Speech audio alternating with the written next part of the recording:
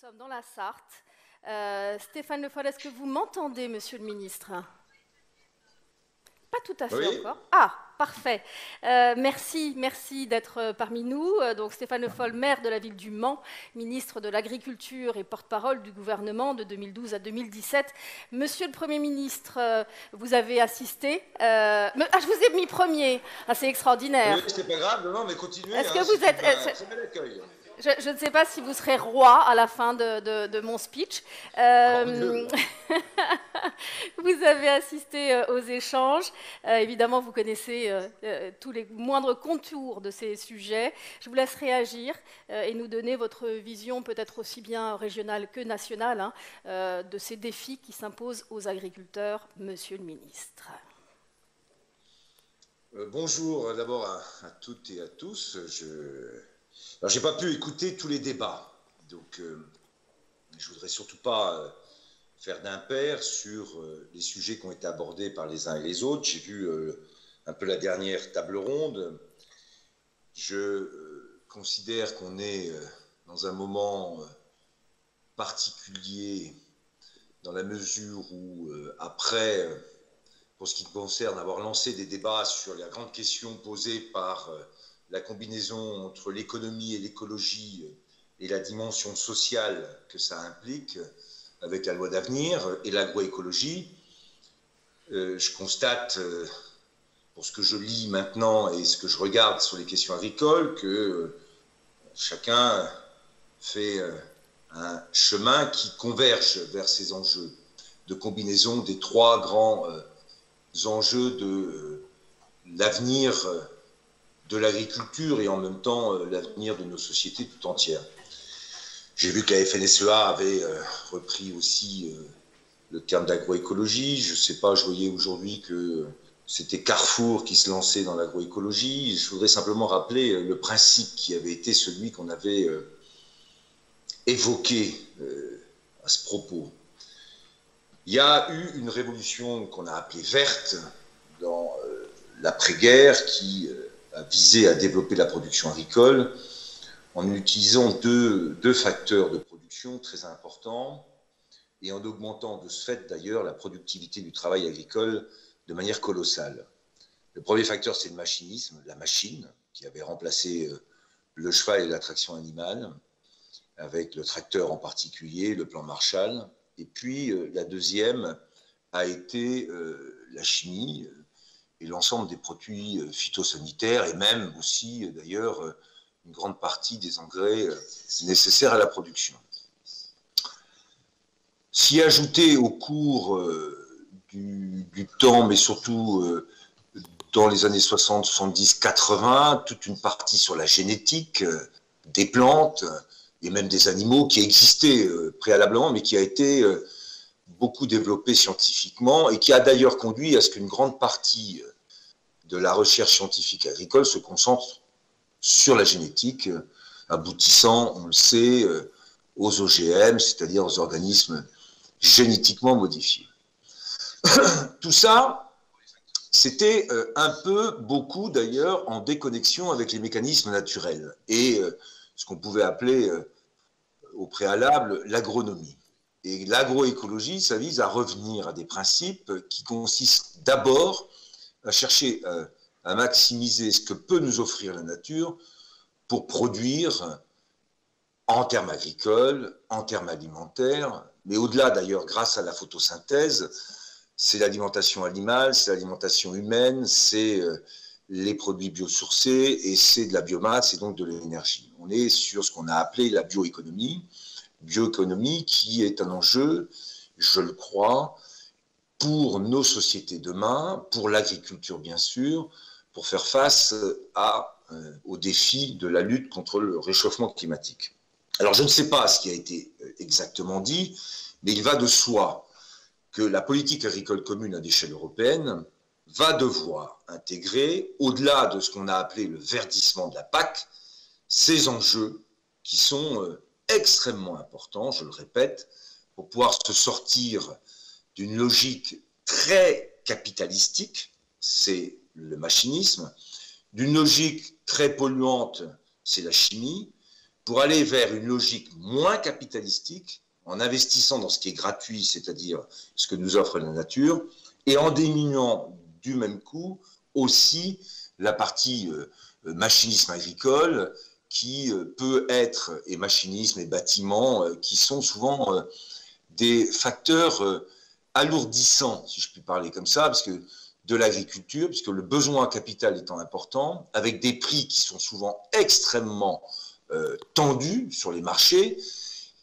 on a une fragilité chronique de l'ensemble du système agricole aujourd'hui, j'allais dire conventionnel. Bon, c'est des points importants. Et la PAC, qui est venue compenser un certain nombre de, de structures agricoles au départ, c'est-à-dire qu'elle est partie avec le nombre d'exploitations agricoles et en soutenant les prix, a permis de développer la production tout en maintenant un tissu agricole important. On est passé à des aides directes et en même temps que la productivité du travail agricole évoluait, eh bien, le nombre d'agriculteurs a extrêmement diminué. Et on arrive aujourd'hui à un moment où il faut se poser la question de l'adéquation de la politique et des soutiens aux enjeux, je l'ai dit, de la bioéconomie.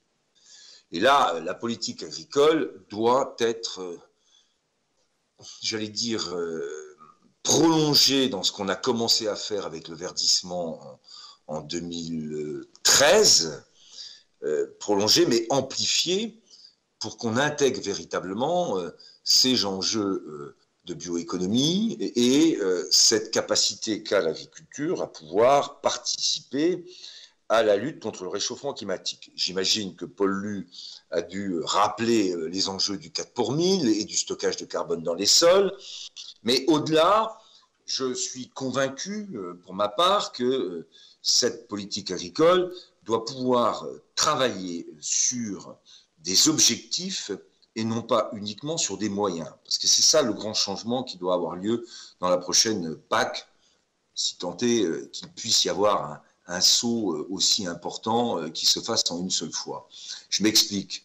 On doit avoir, à partir de la politique agricole commune, des aides qui fixent des objectifs aux agriculteurs en termes, selon les critères qu'on peut se fixer, de couverture des sols pour favoriser la photosynthèse, de stockage du carbone dans les sols, là encore pour stocker du carbone et lutter contre le réchauffement climatique, et en termes d'objectifs, en diminuant de manière importante ce qu'on peut appeler les IFT ou les passages en phytosanitaire.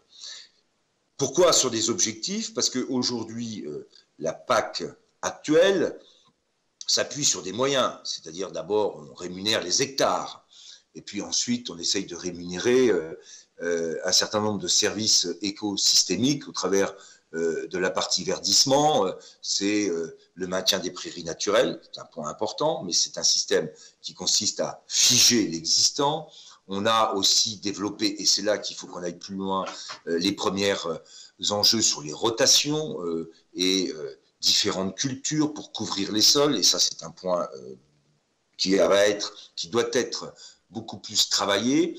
Et puis enfin, sur les surfaces d'intérêt écologique, on cherche à préserver une part de la biodiversité. En fait, ce qu'il faut maintenant, c'est créer des dynamiques. Et si je reviens sur les 3 éléments, on a un premier élément qui va être la matière organique dans les sols, qui est un vrai sujet à terme.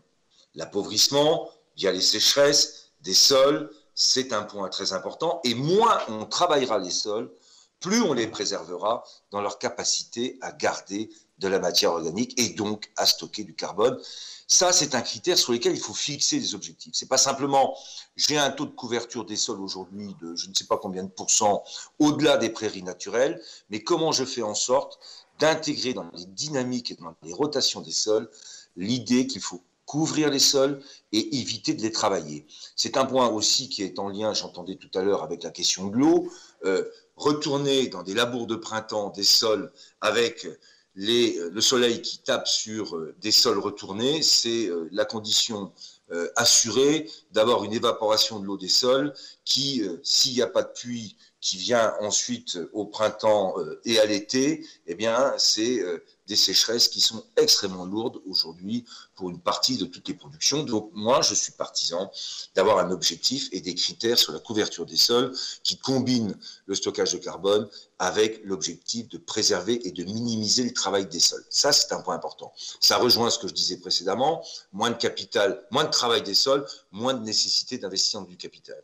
Et puis, cette couverture et ces rotations, ces associations de production sont aussi un élément nécessaire à la diminution de l'utilisation des phytosanitaires. Plus vous standardisez et vous uniformisez des productions, ce qui a été fait pour développer les rendements, production par production, plus vous avez besoin d'avoir des protections de culture.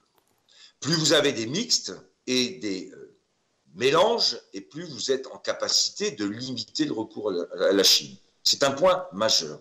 Là aussi, sur cette question des rotations et du mélange des productions, il doit y avoir des objectifs qui soient fixés par la PAC et en même temps des aides qui viennent justement permettre de réaliser ces objectifs, puisqu'il faut qu'on ait une transformation, j'allais dire, continue, cohérente, mais sans à-coups de l'agriculture de manière générale à l'échelle européenne.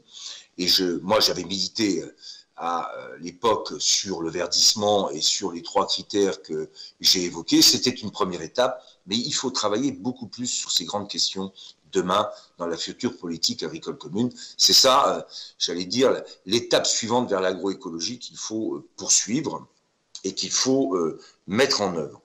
Alors ensuite, la valeur, si je comprends bien, partagée et le RSE dans l'agriculture, il est une conséquence des stratégies et des itinéraires techniques. Il ne faut surtout pas déconnecter les grandes questions liées aux questions environnementales et sociales de l'agriculture des itinéraires et des modèles de production agricole. Ça, c'est une erreur.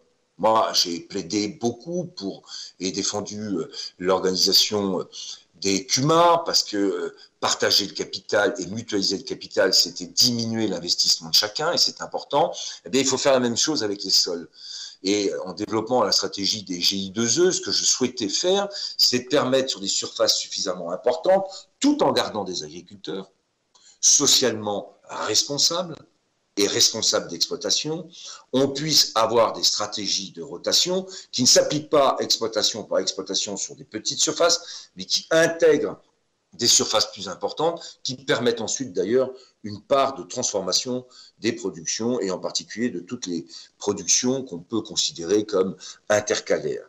Et ça fait partie aussi, je le crois, l'objectif qui doit être connexe avec les enjeux de la PAC, c'est comment on s'organise mieux pour avoir des rotations plus structurantes, plus fondamentales dans l'évolution des modèles agricoles de demain. Je considère qu'à partir de là, cette politique agricole européenne a donc un rôle très important.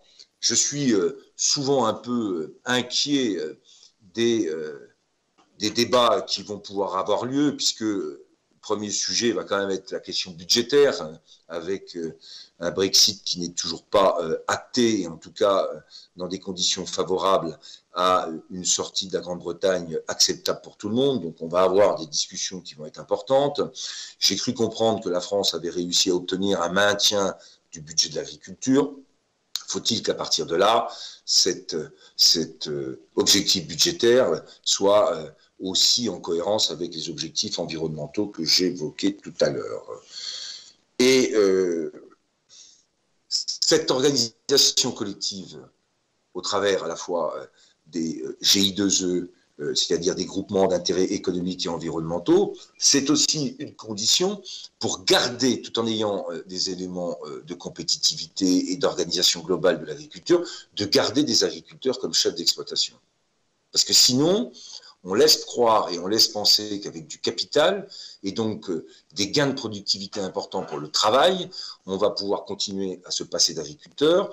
Sous-entendu, le travail étant ce qui coûte le plus cher, il faut lui opérer une substitution. Alors que pour aller vers l'agroécologie, il faut au contraire un pilotage très fin des systèmes et des écosystèmes agricoles adaptés. Et j'entendais le dernier intervenant le dire, c'est pas la même chose en Occitanie aujourd'hui que dans les Hauts-de-France, c'est certain. On n'a pas les mêmes objectifs et les mêmes itinéraires à mettre en place. Et donc, il faut être capable là aussi d'avoir ce que j'avais appelé à l'époque des zones homogènes en termes écosystémiques pour pouvoir définir les critères qui vont être les critères sur lesquels on pourrait appliquer les principes de l'agroécologie.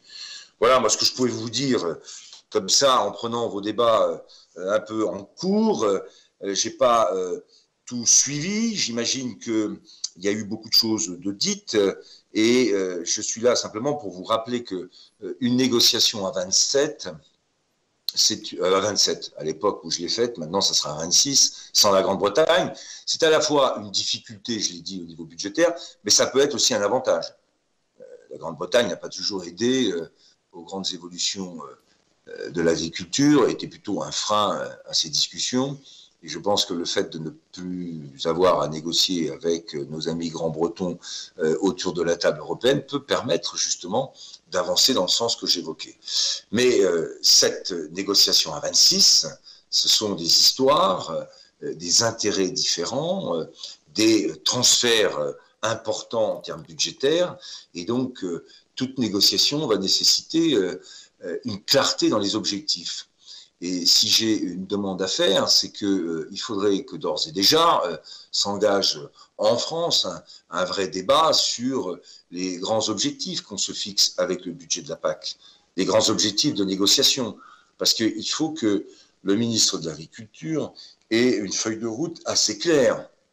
Je n'ai pas l'impression qu'aujourd'hui, après la loi Egalim, qui était plus une gestion, j'allais dire, des transferts de valeur ajoutée potentiels entre la grande distribution française et les industriels et les agriculteurs, qu'on ait bien réfléchi aujourd'hui aux évolutions nécessaires de la politique agricole commune. Je crois que alors ce débat y a peut-être sûrement contribué, mais il faudra le poursuivre, parce qu'il y a besoin aujourd'hui d'avoir à nouveau un débat assez solide pour pouvoir préparer une négociation qui sera, comme à chaque fois, une négociation difficile à l'échelle européenne. Merci, merci Monsieur le Ministre. Merci pour cet éclairage et cette vision. Voilà. On va vous libérer. Je sais que vous avez des contraintes. Libérez-moi. On vous libère. Encore une fois, merci pour votre intervention. Merci à vous. À bientôt. Au revoir. À bientôt. Au revoir.